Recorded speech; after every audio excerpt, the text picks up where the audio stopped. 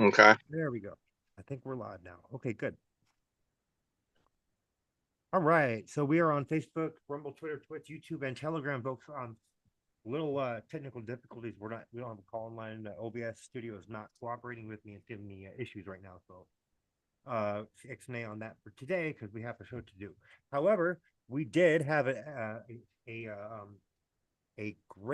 did have a great show last week, and we also had a guest over prior to the show that was with me, none other than Julie Delsey. Anywho, she's a very amazing individual. I'm very, very excited. I was very excited to meet her for the first time. So that was the first, and she's very, very good people. So I want to give a shout out there.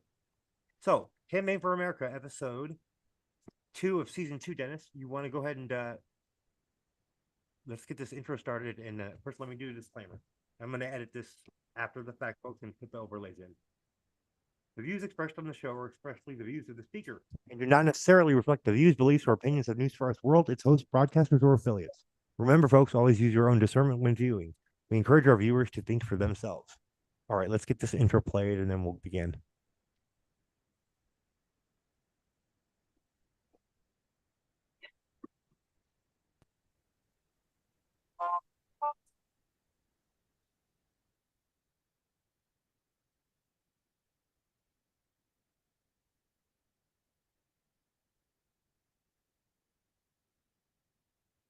Steve, there's no sound.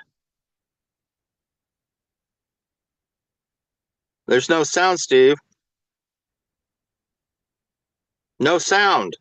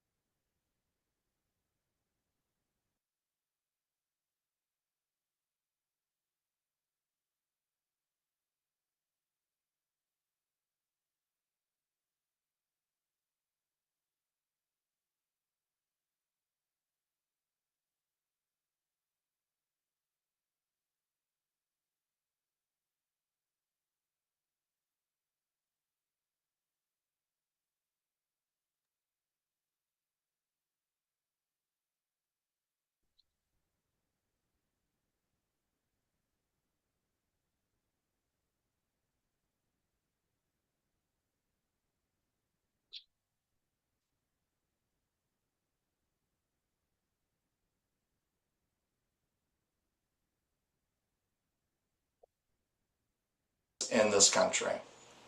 My attitude also is that in order for our people to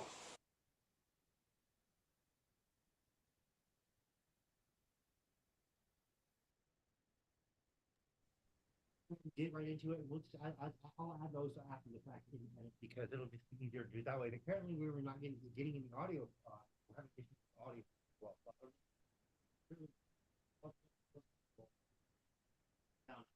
So proceed. At least they can hear us on the Zoom. So Dennis, want to begin? Give some housekeeping.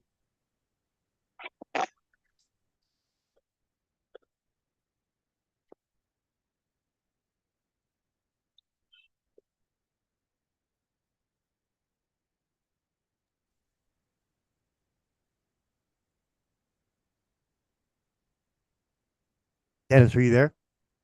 I am here. Go ahead. Would you like to do some housekeeping? I'll add the intros in post live in the edit. Right, because I couldn't hear anything. Yeah, we're having technical difficulties too, like we were with OBS. I'm not sure what's going on, but normally I don't have this issue, but it wasn't working. So, Right. Okay, well, folks, today's show has to do with what's going on in other countries and its impact on America. There's some good news to report, and I'm pleased to say that because we need something like this.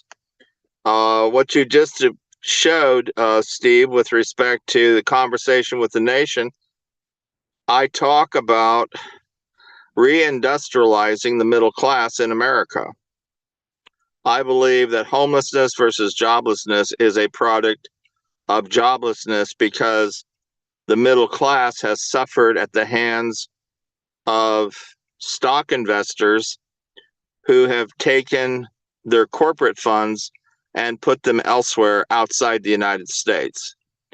We call this reshoring back to America. I talked about it in that video that you just played where I'm in the White House. And I believe that's what needs to happen is that offshore money comes back in the United States and invests in factories because factories in China are at a standstill. Now, I don't want to get into all this right now because I want to talk about the campaign. I am here in Florida. We have two events scheduled on my end, and Pam Sullivan has two events scheduled on her end. My end is the Capitol in Tallahassee on the St. Patty's Day weekend, March 16th, 17th, from dawn till dusk, both days, Saturday and Sunday. That's at the Vietnam Memorial in Tallahassee across from the Capitol. Then also in Fort Lauderdale, we have an opportunity to do an event there at the Naval Air Station Flight 19 Memorial Museum in Fort Lauderdale, which is very close to the Fort Lauderdale International Airport. I have been very busy with other event potentials as I continue communicating with people for that purpose, including colleges and universities in Florida, science and technology museums as well, and airports. These are very important times we are living in, obviously, with the problems over in Europe and Israel and Ukraine, the Congress of the United States. All these things are very timely and important for me to be able to communicate my thoughts on what needs to change and how to do it. Also, in terms of the probate abuse going on, that is a serious problem that's not going to go away until the people, the American people, decide to jump in and get into politics and win elections. I believe a third party candidate can win. I'm busy right now with my books as well as communicating with people in the broadcasting industry. I thought it was very good what you did on our last show with Steve Cates when you put the book up at the end of the show called Full Disclosure, We Are Not Alone. And I would love to get that segment that's 2 minutes worth to the people in Hollywood Yes. to my flights out of Orlando to New York and LA. I will definitely get that to you ASAP after the show. And also, I think, what do you think about integrating it into the intro? What do you think about that idea? I'd have to take a look. Just an idea. But yeah, I'll Yeah. have that for you at the end of the show, or probably by the end of the day, more than likely. And then as well as today's show. That'd be good because Stephen Colbert, Jimmy Fallon, Jimmy Kimmel, they're waiting to see it. They see it, then it's like, okay, this guy's got his going. He's got it going on. That was really brilliant what you did. I'm so glad I got the book to you. Yeah, I'm glad you sent it because I've been wanting to. I actually glanced at a bit, like a few of the pages, and just to see, like what we're talking about, and it was good. It was good. I hadn't had a chance to read it all yet, but like I got a couple pages in that I was looking at, and I was like, oh yeah, it's pretty neat. It's pretty straightforward, easy to read. Most people, it's built. It's designed for your everyday layman's person, folks. So there you go. Thank you. Yes, and I was just going to say, I'm not a ufologist. As a matter of fact, as a scholar and an author, basically what I do is I connect the dots. That's what we I all do. do. I think I know I do that on a daily basis. I live for that, like a big puzzle, And it's really important. If you can't see the big picture It is or the important. little It's picture, extremely important. how the hell are you going to be able to solve problems? You're Nobody not going to be able to talks solve about problems this without way. the full context of what's going on. Well, yeah, I mean, come on, people. This is not rocket science. The realities are it's common sense. You use your brain that God gave you to do critical thinking. Yep. And you come about and you define the problem. That's the key word, folks. Critical thinking. We have far too few critical thinkers in this day and age. We need more. We need to start teaching people how to critically think again. That's what Exactly. I'm thinking. Well, that's what I learned in college. And it has That's always what I been learned there. in school when I was going to school, but like it's not even like that anymore these days. It's crazy. It's like completely different. It's completely like flipped now. It's like, what the heck's going on here? Well, that's why we're talking about this. This is very important. We communicate this theme of critical thinking in our culture. It's 100%, causing a 100%. lot of problems without it. It's getting worse and it's not good. But that's why I'm here, and praise God for that. I have a nice little catchphrase. I think I came up with it. I'm not sure. I have to look into that. But it goes like this. It goes, if it makes sense, it should make common sense. And that's a little side note that goes hand in hand with your critical thinking slogans and terminologies and puns. But that's a nice little new one. I think that will kind of dovetail nicely into that other one. Good job. I think that we are at a critical juncture as well, where that which needs to be done must get done. That which is waiting to be done must come forth. Just like when Christ told Lazarus to come forth from the grave, I believe we have to tell the people, come forth to save our nation and to save our world. We have to become our own saviors, folks. Nobody's going to come around and save us. We got to start doing things and taking back our freaking power on a grassroots level. And if that means running for office, that means running for office. If that means mailing your freaking, there's a lot of stuff we can do, folks. So I don't want to hear no bitching and moaning or pouting about, oh, there's nothing we can do. It's all doom and gloom. We're fucked. I don't want to hear that shit. There's a lot we can do. Right. Get on the school boards. Get on the school boards. Exactly. Yes. Perfect example. We have power, people. We have choices. We can get this done. We can get it done now. I will never stop fighting for you. Why? Because it's in me. The realities are we must affirm that which has been given to us by so many who died for us. We must support them and honor them, and we must honor our children let and all their of our generations former to come. vets who lost their lives in previous wars, we can't let their sacrifice be in vain. Exactly. We have an obligation and a duty as citizens of the United States to protect this nation, including sending back all the illegals who have come in here. We have a duty to protect it against all enemies, foreign and domestic, Amen. regardless of who they may be.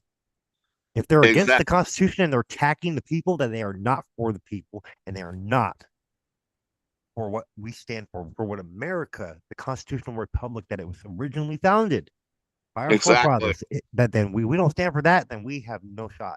So anybody that's coming against that kind of freedom, the freedom that we built in this country years and years, we Right. fought for, and now we see what's happening. If we don't stand up and fight for it, we're not just going to lose our country, we're going to lose our planet, folks, and there's not going to be any future generations to fight for. You got a good point. We have to fight. It's just the matter. We have to fight. We have to be fighters. We have to learn how to win and keep moving it forward. Don't look back. Keep moving forward, and believe that we will get the support needed to do the job that needs to be done. As I've said before, think first what our country has become, act and do what must be done.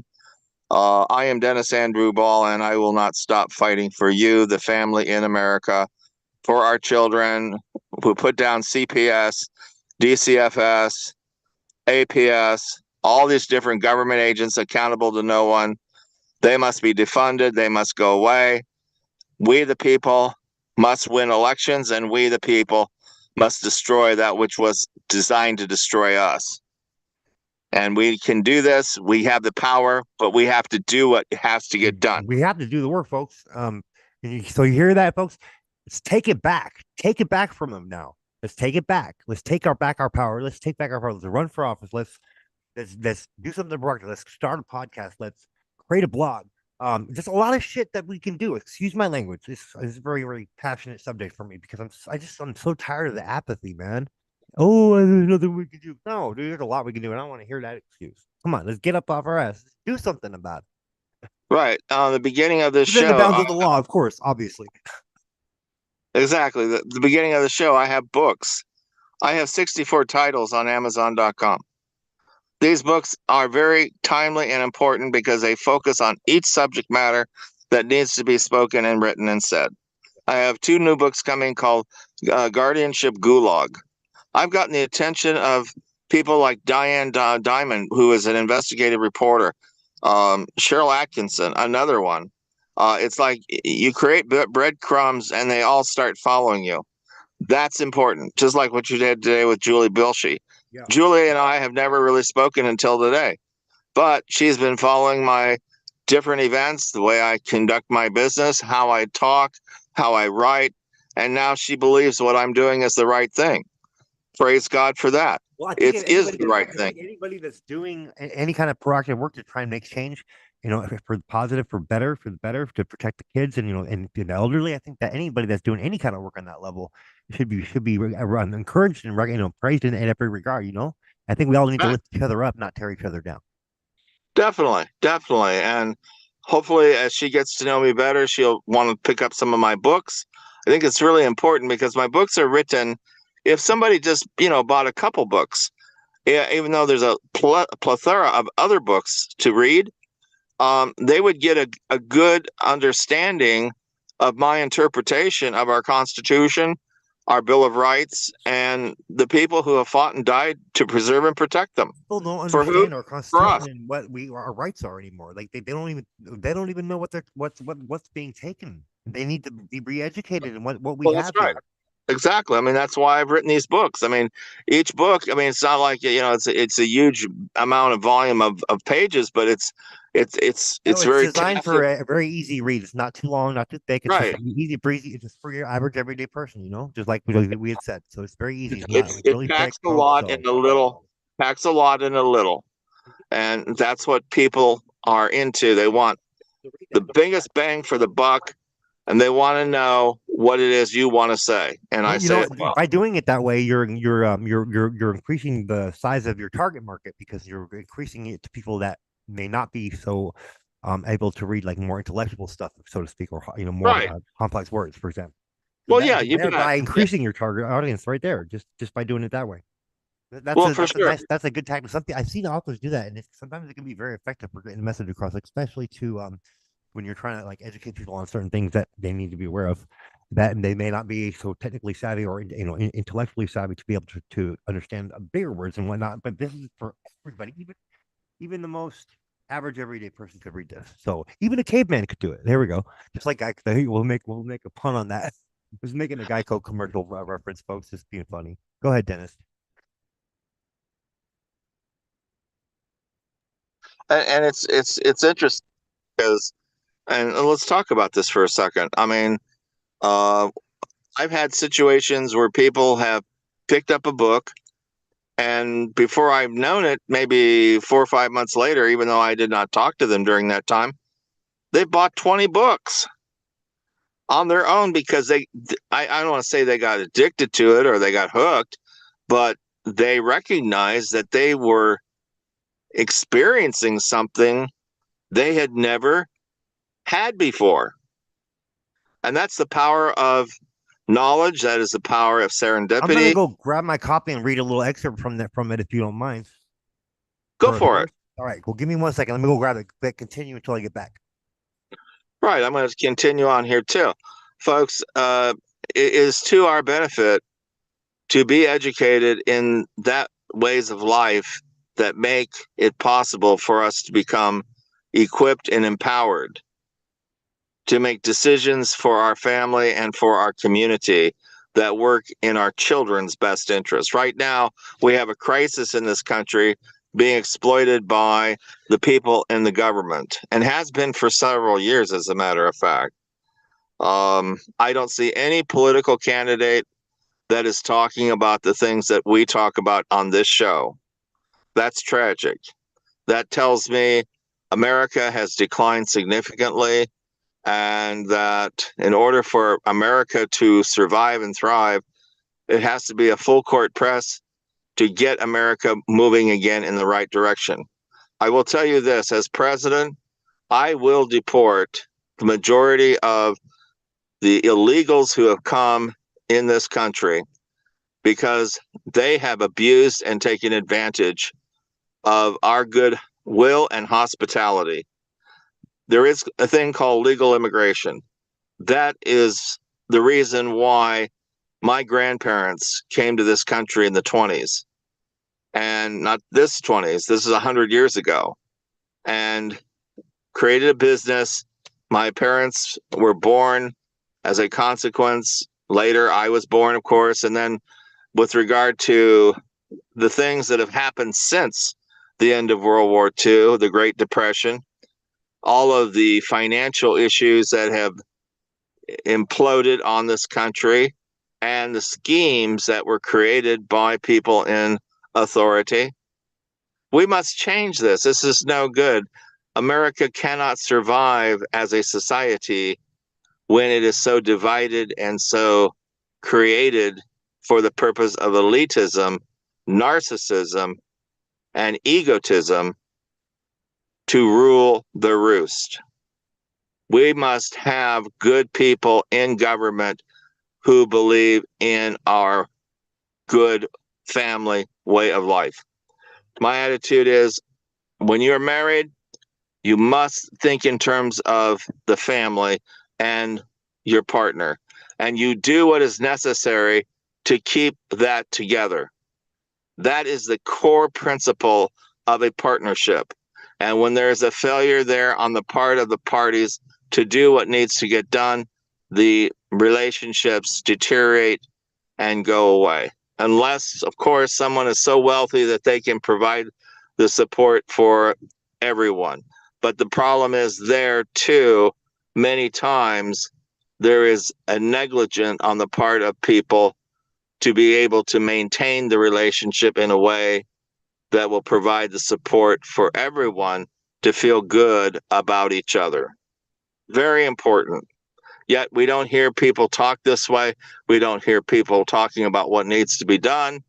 And as I have spoken today with Stephen, even in his own life relationships and his own experience, he has encountered this attitude of entitlement that the narcissists in our country have accepted and grown to expect the word sacrifice has such a little significance with respect to family life and the culture we're living in. That is why the justice system is on tilt. We have judges now being attacked. Actually, there in Las Vegas, a judge was attacked last week when she was going to give the sentence to a black man who had a terrible rap sheet, and he went after her.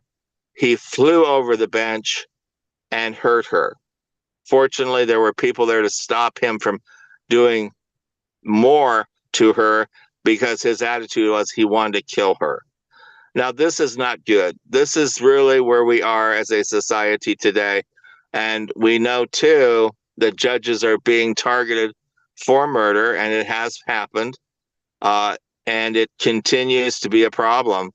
And I just think we are becoming a very lawless society, almost like the days of the Wild West with Wyatt Earp, Marshall Dillon of the Gunsmoke era, Bonanza, John Wayne's period, Clint Eastwood's period.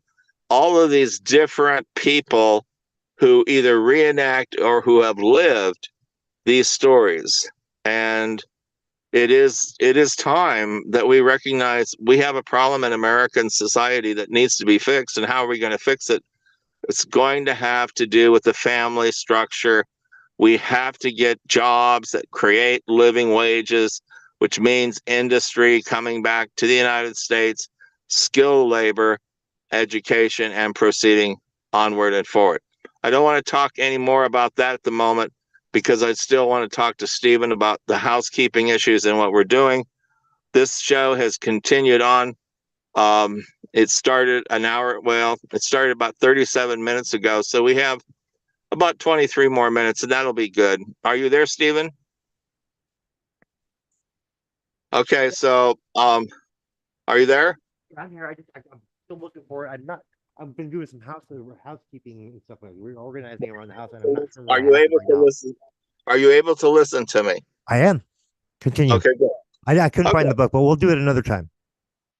Okay, well, yeah, please do, because that last 2 minutes of the last show, I really need to get that on 2-minute video because I've got people in LA and New York waiting for it. Yeah, no, I'll have that to you right after the show. Don't worry. That and the edit for the show. Awesome. That would be wonderful. I'm very encouraged, Stephen, by events as they continue to unfold.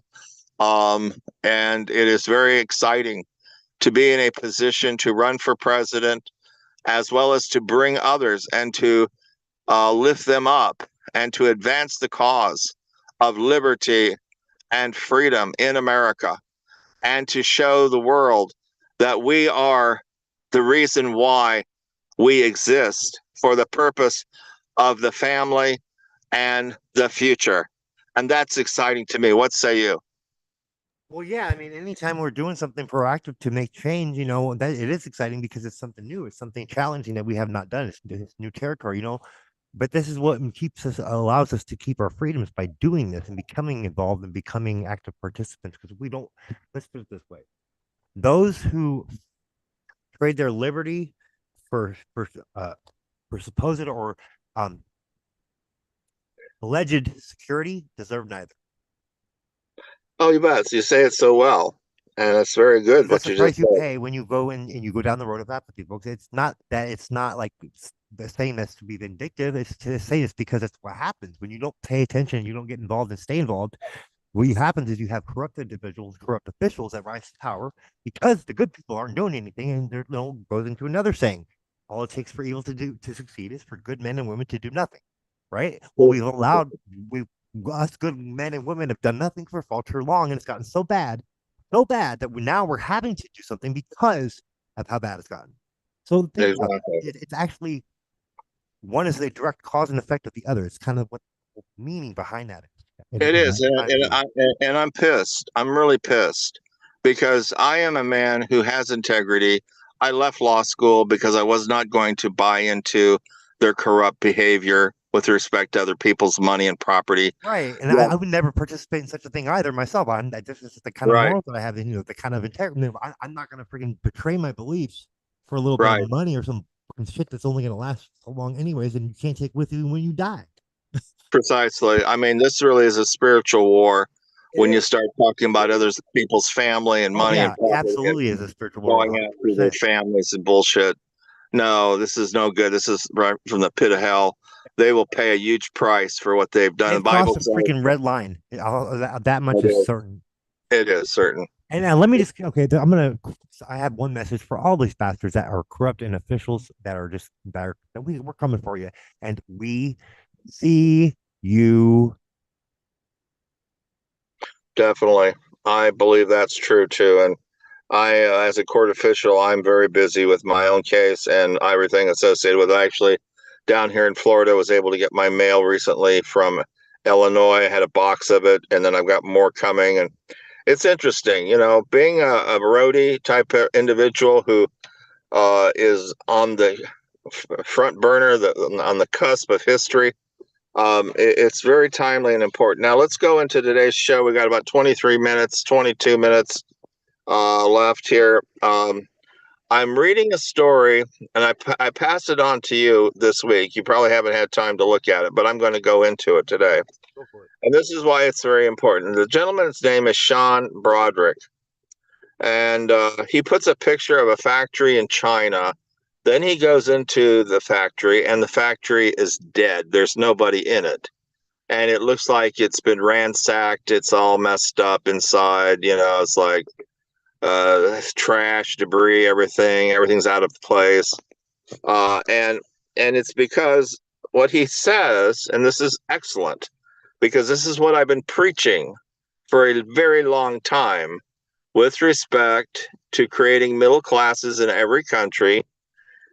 He says that there's $100 billion in business investment money has fled China in the last year alone. Can you imagine that? $100 billion has gone, and billions more are to come. Not just that, but this money is mostly flowing to one surprising place, a place I think could house some of the best investments of the next decade. That's a lot of money, Dennis, going to China. That's a hell of a lot of money. Yeah, and it's leaving them. China is in trouble right now, whether they want to talk about it in the mass media or not.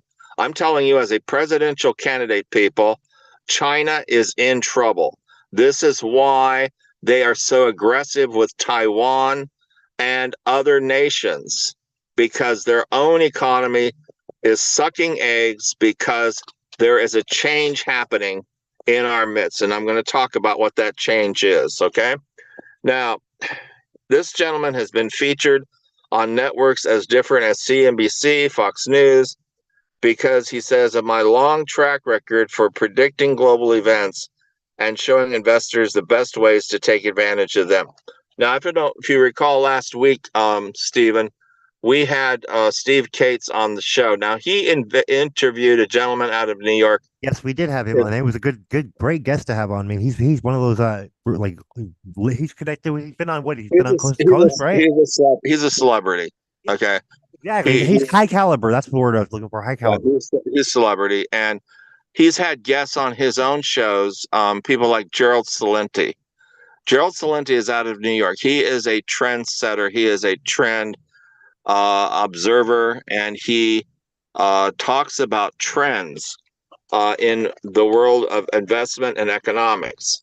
I've listened to Gerald many times, and I thought that was nice, because what Sean is saying here, he says, my team and I called the 2008 financial crisis ahead of time. We called the start of the roaring bull market that followed as well. Now, for some of our listeners, they may, not really understand some of this, because a lot of us are not, privy to a lot of financial data and financial investment opportunities, because we don't live in that world, and these people do. Now, he says, we called the start of the roaring bull market that followed as well. He says, we predicted the election of Donald Trump a year ahead of time while most experts were still poo-pooing his chances. So he is a trend observer, just like Gerald Valenti. He says, and I predicted the recent Russian invasion of Ukraine and its effect on the stock market. Now, I believe we're going to see a mass exodus of foreign businesses from China. Is that wild? And I'll tell you why. In Not fact, surprised. It does not surprise me at all, buddy. But go ahead and tell our viewers why. it says, in fact, 90% of global corporate executives say they are in the process of moving production out of China or have plans to do so. Apple, Amazon, Volvo, Samsung, Google, Microsoft, just to name a few. These are just a few of the big names who are disappearing from China. I mean, there's also, you could add Sony in there too, because Sony is a big player and has been for years in the China market up until the time Trump started to tariff products made in China and exported to the United States, which incidentally, just for your knowledge, Stephen, Joe Biden has not changed that. They're still tariffing products coming from China that was not disturbed after Trump left the White House. So there's something to be said about this, okay? And listen to this. And now Wall Street, which was China's biggest cheerleader in the West for years, is souring on the country. JP Morgan and Chase even called Chinese stocks uninvestable before they backpedaled and labeled them merely unattractive. So there's been some analysis of the Chinese marketplace. Hey, Dennis, As I gotta it fix is. my tie real quick. I'll be right back. Give me like 2 minutes. Continue. Go on. Go ahead. I'm going to continue on here. Can you, if you can listen to me? So where all of these jobs and money going? Where are they going? Well, you might have heard some talk about India or Vietnam and Malaysia. And yes, a fraction of these jobs have found their way to cheaper third world countries. But when I really dug in and chased the money, I found that most of it was going to a surprising place. It's not a third world country, and it's not in Southeast Asia. It has a stable government and a huge supply of skilled workers. And in the last 12 months, over $200 billion of manufacturing investment has flooded into this country. Soon it will grow by 10 times to over $2 trillion. Obviously, this type of monetary shift can change the fortune of whole countries, let alone individual investors savvy enough to spot this massive shift ahead of time. And what is this country? It is America. And that is what is encouraging to me. But even a bigger story than that, people. The story is that artificial intelligence, AI, is the reason why American manufacturing is returning to America. What some are calling reshoring. This is an opportunity for us to recover from the depression of low-wage jobs and proceed to get high-paying jobs into our economy once again. Very important. And as President of the United States, people, you're looking at a man who will make that happen for us, for our kids, for the future generations, and for all time. Why? Because a middle class, a strong middle class, is necessary to be able to sustain a culture of goodwill amongst its own people. Folks, we are a constitutional republic, not a democracy. We have laws that supposedly are designed to protect us Unfortunately, when we have tyranny at the shores of our country, something must be done about that. And that's our job as we, the people. As a consequence of AI, we have to thank those windfall in investment in jobs that are coming to America once again. And I will say this, that Donald Trump, even though you may have different feelings on him, I have tried to help him also, called it out with regard to China's unfair trade practices, which they were, and still are, to the extent where American industry must change and return to our shores manufacturing, but manufacturing that may actually be beneficial to many people who do not like repetitive jobs. But we have a society of people who can, what is called race to the top, create new industries, creating good paying jobs and making it possible. I Well, think, what you're talking about with creating a middle class in every country, and I think that's smart, because what it's effectively going to do is it's going to have an economy in each country that's going to allow them to be self-sufficient. One, they're going to be able to reinvest back into their own economies, and then as a result, they're going to be more prosperous, which will increase the prosperousness of the trade exactly, amongst other countries, and et cetera, et cetera. exactly. It's a no-brainer. It's a no-brainer. It makes sense. It does. And I believe that's what God wants for the world. Colonialism is dead. It's never coming back. All these empires, like, the British Empire and the French Empire, and these different Don't forget the countries. American corporate empire. Well, yes, the Republicrats, with a donkey and an elephant as its symbol. We certainly have had our share of that, and we still do, to the extent where the uniparty in Unfortunately, we DC, do. Yeah, because these bastards don't really either left or right. They're both on the same side, but they're just really globalists disguised as freaking either left or right. But they're really part of the same freaking collaborators or colluders, in my view. right, they're factions of the same theme. Government Sides spending. of the same coin, basically.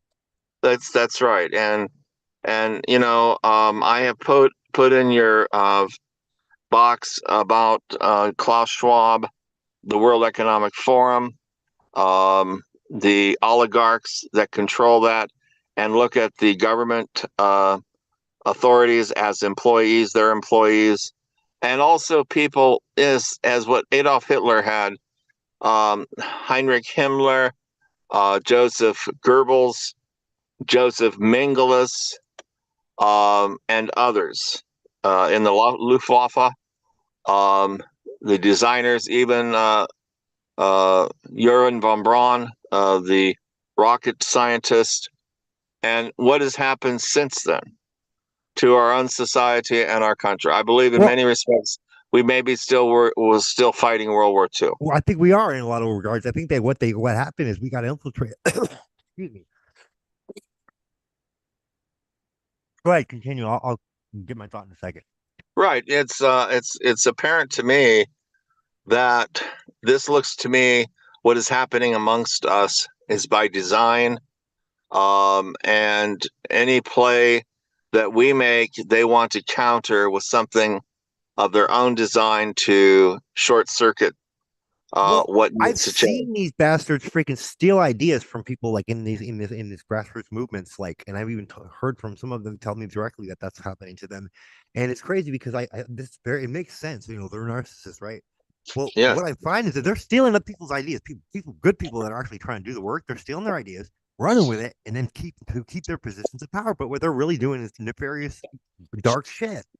But that's what's going on here, and it makes I can see it so clearly in my view. It's just like that's what it looks like is going on.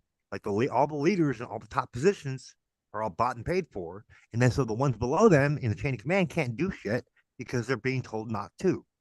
Otherwise, they lose their jobs. So Okay. conflict of interest much? Alphabet boys, and that goes to all you agencies out there, all you three-letter motherfuckers. Excuse my language, but I'm sorry, I'm calling these bastards out. Go ahead. Right. Let's say this. I mean, let's agree that free trade only works when everyone plays by the same rules. China has been breaking those rules for years.